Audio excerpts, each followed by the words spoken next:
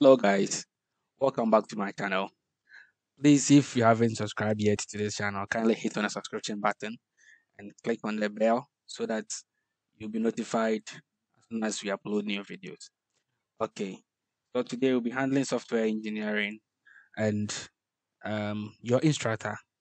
My name is Felix Anyeboa and this session is the English session. So if you are okay with the tree session too, you can switch to the tree session as well. All right, so let's get started. So, what is software engineering? So, the word is software engineering. We have two keywords in it. So, we have the software engineering, we have software, and we have the engineering. Those two words constitute the name software engineering. So, there isn't any need for you to get scared by the name software engineering. Hey, software engineering, what kind of thing is that? Like, you get it. So I want to break it down for you to know what really they are. So let's first to get to know what the software is. Then later on, we'll get to know what engineering is. Then we know the fields aspect of it. Okay, so let's go on. So what is a software? Other school of thought says a software is a set of programs which is designed to perform a well-defined function. Good. So the keyword here is programs. So what is a program? So the next option we have a program is a sequence of instructions written to solve a particular problem. So you get it. So the software is a set of programs which is designed to perform a well-defined functions. The program here, a program is a sequence of instructions written to solve a particular problem. So let's try to fuse the two and see how what the outcome will be. So therefore, merging the 2 points, we have a software to be a set of instructions which is designed to solve a well-defined problem or function. So I have merged the two. That is the problem and the function. Because in programming, as we move on, you understand what a function is in a problem and in programming. So the function defines a block of codes which is developed to perform a specific operation. Do you get it? It performs specific um, um, let me say operations or sequence of instructions to solve a particular issue. So mostly and basically, since we have two types of software, that is the system software and application software. If we don't go by this definition, the definition a software is set of instruction like you don't go by this and we just end over here. Over here, as a software is a set of programs which is designed to perform a well-defined function. The definition best suits systems application. Sorry, system software because system software is mostly developed to tackle specific issues. Do you get it? So when we take any applications, the system software communicate is written to help in the hardware interactions with all other applications and other things within the computer system. And the application software deals with third party applications or software that we write. You get it, step and developers in a computer lab develops to solve some issues or some problems in the community or any other area. Okay, so our definition here combines the two. So this definition becomes very solid and combines the the two main types of the software. That's the system software and application software. Good.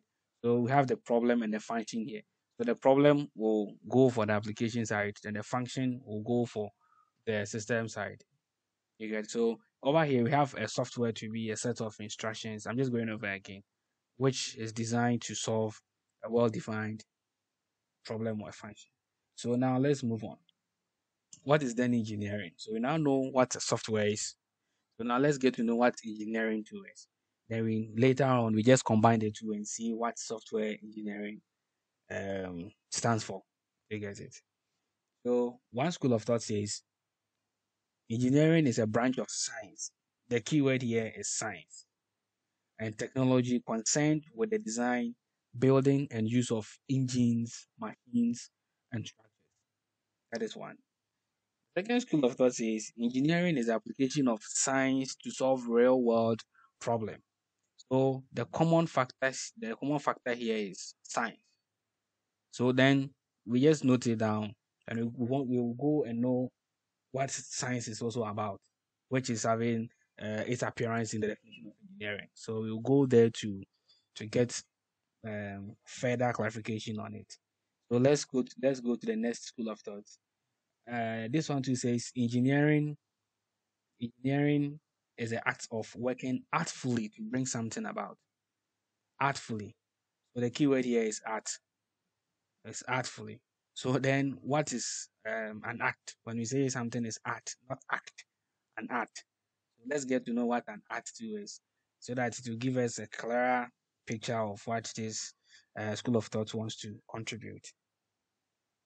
So according to Oxford Dictionary and Google, we have art.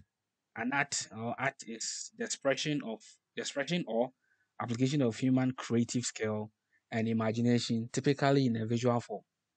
Do you get it? So an an art is the expression or application of human creative skill and imagination, typically in a visual form. So let's try to fuse these two, the the third school of thought and the definition of arts into, let's fuse them together and see their outcome.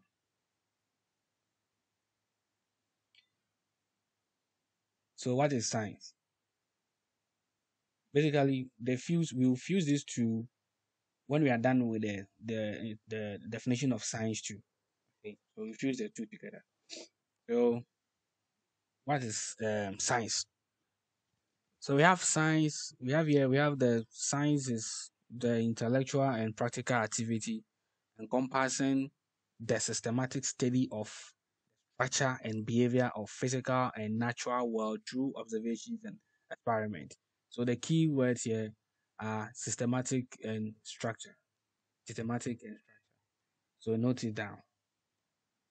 The next school of thought says science is the systematically organized body of knowledge on a particular subject. Okay. So another the same keyword repeating itself here is systematic. So therefore, what is engineering? So we merged that of the art side of it and the science side of it. Combining the two, we have here to be engineering is the art of applying human creative skill and imagination to break something about using well-defined systematic structures. That is our definition for engineering. You get it. So what we mean over here is when you talk of science, science deals with structures. You get it. A certain stepwise formulated methods of doing something. That is what science is about. So when you go to your high schools and you are doing science, the science courses, that is where you follow series of instructions. So when you come and we say you are building or we are working on this recipe and you have to add A to B to create C, and if you violate that rule and you go and add D to A, the result is going to be catastrophe. Nobody knows the result that will come.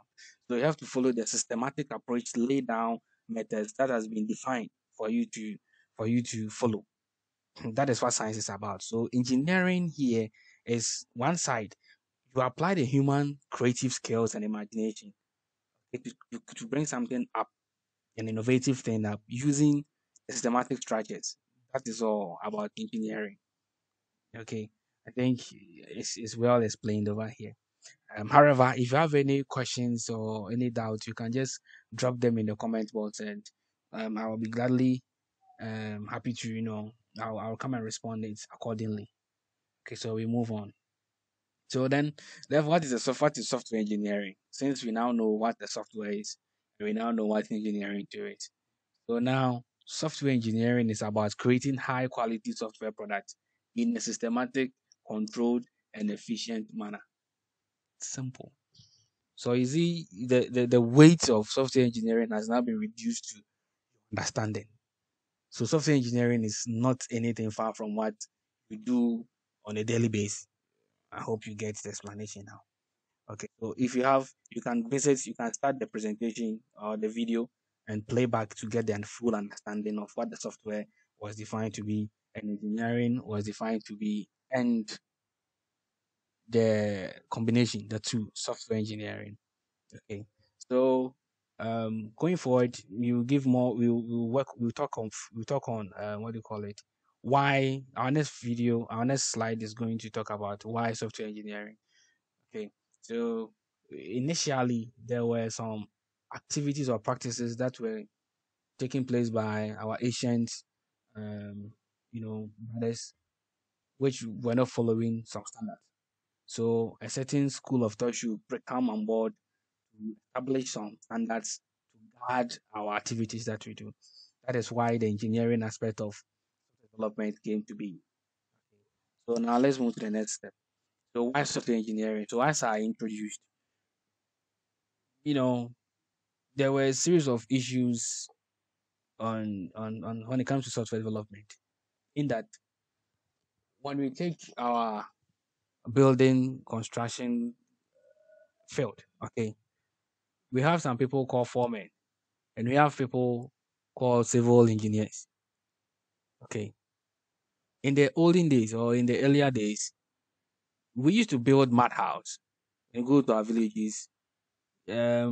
Mostly we used to build mud house, and anybody can wake up and just put any dimension down there and just start putting things up without considering a lot of factors. So you realize as the year grows, you get it. That form of structures were not able to fit into the system, and some as the year goes, you go and visit the place again, and the place has collapsed. The building has collapsed, and other things. Okay, so there was a need for structures, some lay down structures to be laid down, to be in place to guard the activities of contractors. You get it. Hence the civil engineering. So when a civil engineer come on your project, you make sure the right materials are being used. You assess the topology of the area and make you know that okay, with look considering the area, this structure cannot be built on this land, and so forth and so on.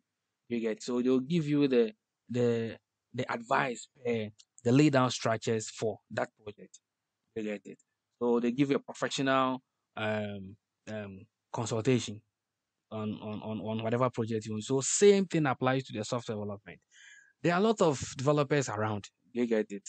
There are a lot of developers around. Like um, these days that we have internet accessibility to be on an ease size, everybody goes to the online, to the internet and can learn anything on its own, his or her own. You get it. So we have a lot of developers on the system in the system. The better ones, do you get it? Who uses and follows the structures, the lay down structures, are few in the system. So at the end of the day, you realize people were developing system for clients, and um a day or two will pass, or some few years will come, or months, then the system will not be able to fit that that future. You get it? That future. So there was a necessity for the establishment of an engineering protocol that will be followed by developers. So even if you don't get your training, you didn't get your training from a tertiary institution, do you get it, or a professional institution, and you just learned it along the way, the internet and other things, you have to at least get some books or other tutorials somewhere to know the lay down protocols when it comes to software development. You get it? So we introduced software engineering to come and address those issues. So one of the issues is to address the issues of low quality software product. The second one is to address the problems that arises when software generally exceeds timelines, budget, and reduced level of quality. The final point is to address the immense rate of change in the user requirements and environment on which the application is deployed to. Okay, so the first point, to address the issues of low quality software products. So as I said earlier on, because a normal developer, do you get it? A normal software developer knows the programming like a programming language and has the skill. So when an idea comes to head, or a user presents his or her request, because he has one or two know-how in the development and the power over the code, the language, we just put things down and get things done as the user requires. Do you get it? At the end of the day, the system runs for a while and begins to misbehave. Do you get? Because the right approach or the right standards were not followed. So software engineering came in to address such issues of creating low quality software products. The second point is, you see, there's when a client gives you a project you are working on, and you are not able to work within your roadmap, your timelines. Do you get it? As soon as you exceed your timelines, the budget increases, and what's the level of quality of your product also reduces. When that one happens, it becomes issue. Do you get it? Because project owners, do you get it? Project owners, or commonly known as clients, work with their own budget. So before they give you, they outsource a contract to you, it means they've gone through all the necessary um, steps. Do you get it? Meetings upon meetings, you agree on a certain price or budget for the project based on your timelines that you're going to give. Okay, then if it happens at the end of the day that you're not delivering your work or your project within that stipulated timeline that you gave or both of you agreed on, it becomes a problem. You get it? And these problems arises if you don't follow the standards of engineering. You get it? Software engineering. So software engineering was introduced to also address such problem. The third one is to address immense rate of change of user requirements and blah blah blah. All right. So with that one, with the last point, what it means is, there is evolution. When I pick Windows operating system, for example, the evolution started way back from, if I stand to be corrected, Windows NT. We used Windows NT. We used Windows Millennium. Then it came to Windows 98, 95, 98. Then it came to 2000. Then it jumped to SP. Then it came to Windows 7. Then came to Windows 8, Windows 9. Along the way, we had series of them. We have Vista and Crystal. Then it jumped to Windows 8, Windows 9. Sorry, Windows 9 didn't come. Then from 8 to 10, and that is numerology. If you follow numerology, nine, you wouldn't joke with the number nine like that whilst you are still in production. So they jump from 8 to 10, and yeah, so now we are still in Windows 10. So you see the evolution of it. So if your system is developed in such a way that it can stand to time, then there's a question mark to it. You get it? So a developer by the roadside will just take up your contract at a lower rate. You get it? And develop something for you, which in a few months' time, the system will not be able to adapt to the changes that comes with it. So if the client moves from system A to system B, the system is not able to run effectively on it because the system was kind of customized to the system A. Do you get it?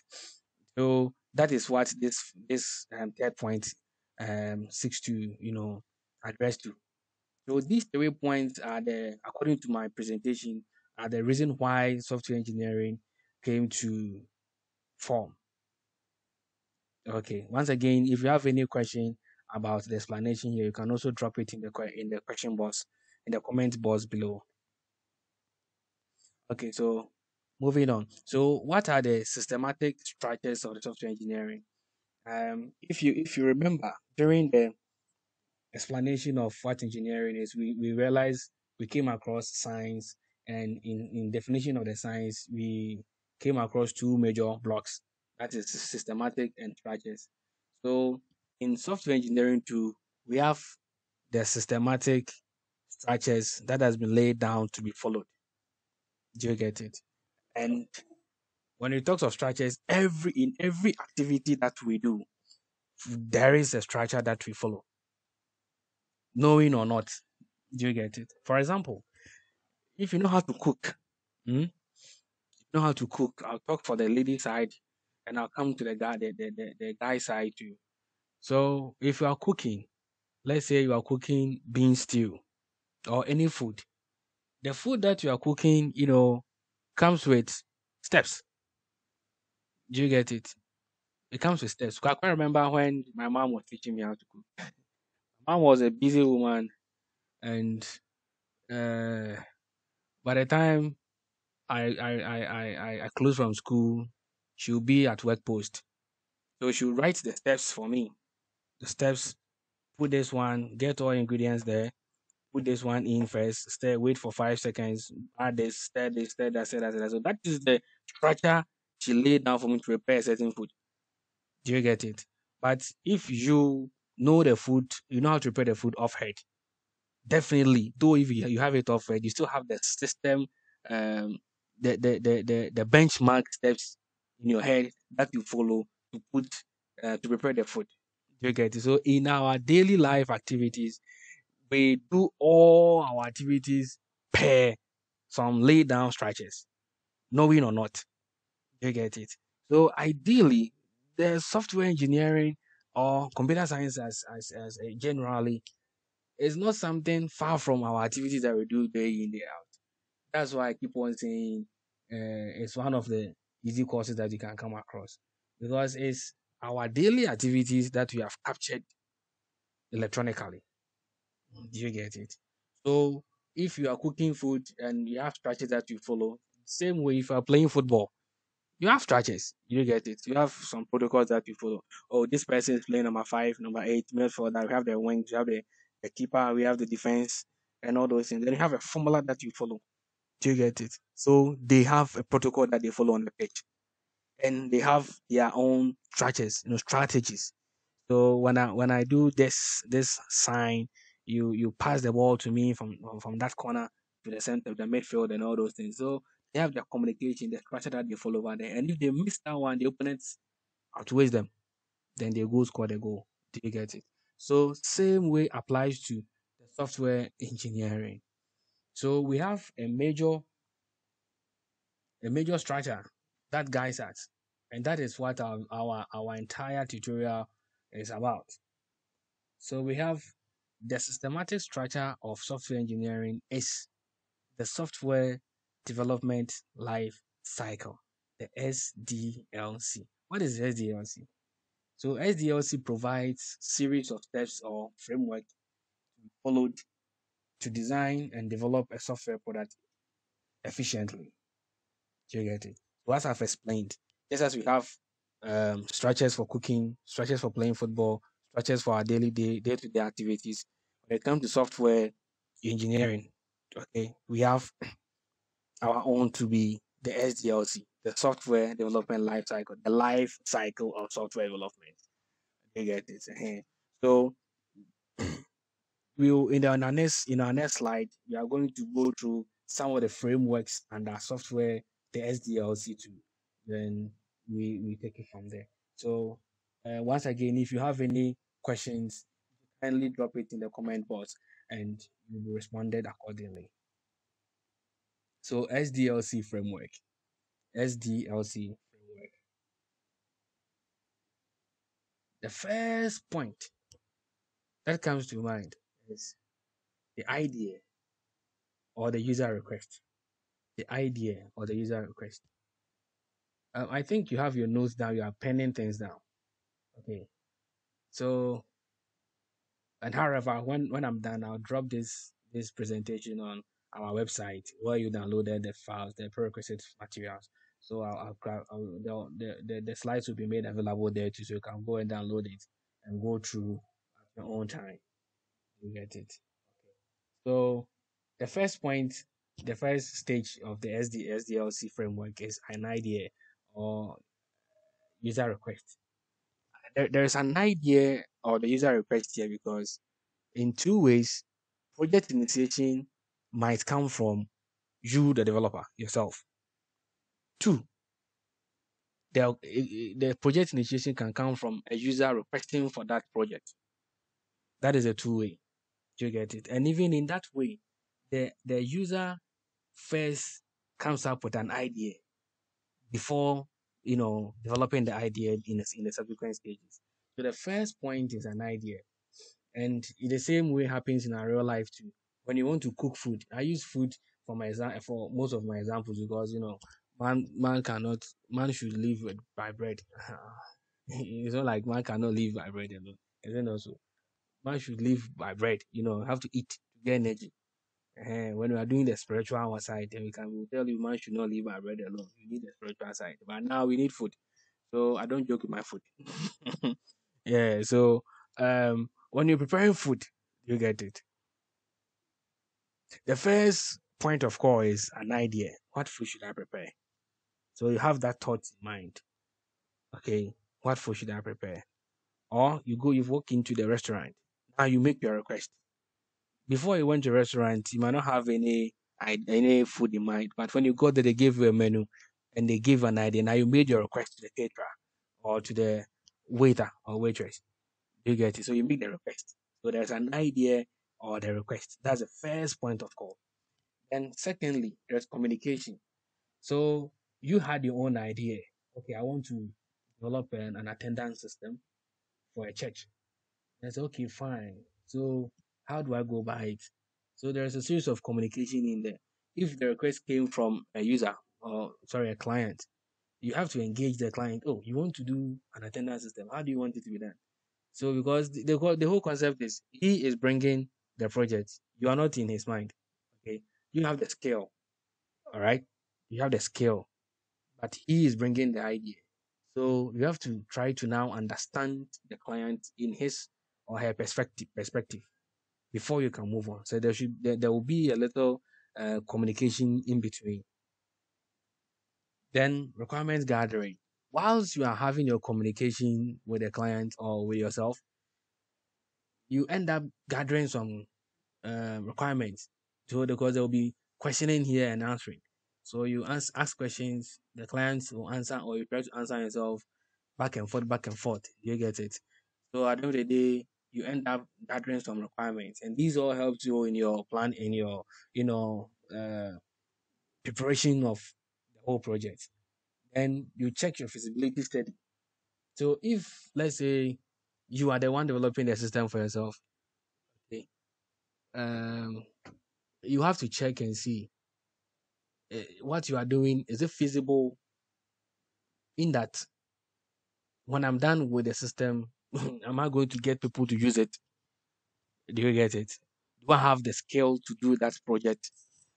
Do I have, the capacity, time, the resources, and all those things? So you ask yourself all those questions. If there's a client that is bringing the project to you, this is where you also ask the client those questions. Is he ready to, do the project? When the project is executed or deployed, uh, are there users who are willing to use the system? Do you get it? Financially, and probably the outsourcing aspect they have already discussed. That's why they came to you. So they can't do it in-house. That's why they are bringing it, they are outsourcing it to you to develop it for them. So all those questions comes in, and these three, the communication, requirement gathering, and feasibility studies, constitute the planning stage. Okay. So in some books or in some teachings, they'll replace the communication, requirement gathering, feasibility studies under planning. Do you get it? Because during the planning stage, you do a lot of back and forth in there. All right. So the next point is system analysis. So with the system analysis, that is where uh the scope, the limitations of the project that you're about doing is defined. The roadmap is defined there. So for the models that you are using, the paradigms that you'll be using, and so forth and so on. So all those things will come to play over there during the system analysis. Okay. Then we move on to software design.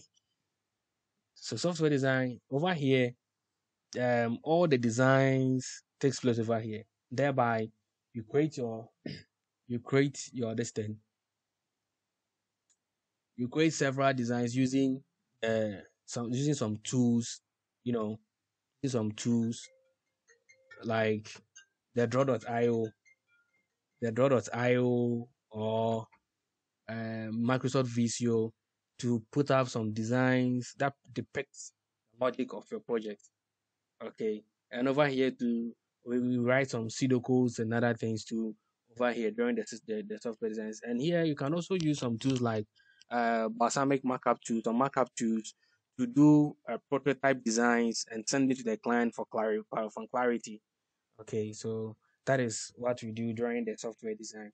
Then the coding sets in. That is the programming aspect. That is where you pick a language and you develop the system. Afterwards, you do the testing. Once you are developing the application, you do several testings in it. Then we have integration. So once you are developing the system, when you are done, you need to connect to some plugins and other libraries too. That is the integration. You have the implementation. Once everything is done, you just have to now deploy the system. That's implementation. Give it to the user, or now develop and run it on your server for the other users to use, the other audience to also use. Then operation and maintenance. So once the system is being deployed out there, theoretically you have to offer maintenance help support. Do you get it? So that initiates the evolution. So once the days changes and months comes and the years also comes, there will be some changes in user behavior and other things. You need to know update the system to suit that current trend. You get it?